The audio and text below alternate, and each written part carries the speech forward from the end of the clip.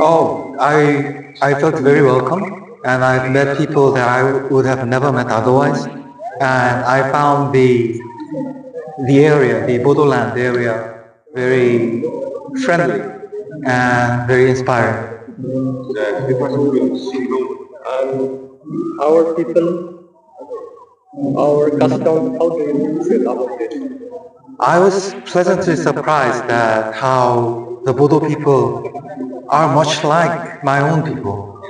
We look kind of similar, and your poetry has the same rhythm as my own language, my own Korean language, and your music, especially your music, reminded me of old Korean folk music.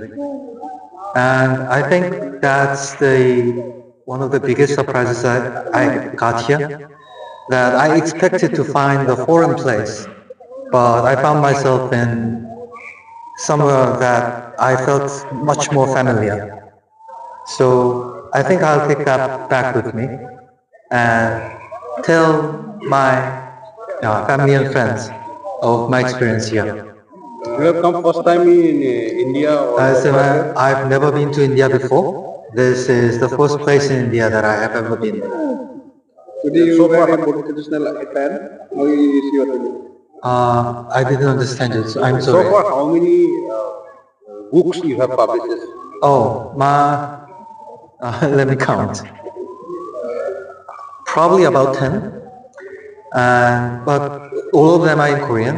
But last year, one of my fantasy novels, Blood of the Old Kings, it was translated into English by the translator Anton He and came out last year. Last October, actually. You have wear this Bodo traditional dress. How do you feel about that? Oh, this is very comfortable and very cool. And well, it shows off my biceps.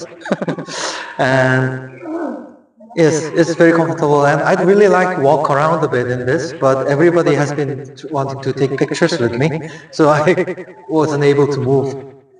Have you learned any Bodo words and language? Just two. Can you tell us? I know Kulumbai, hello, and Guzenten. Do you know the meaning?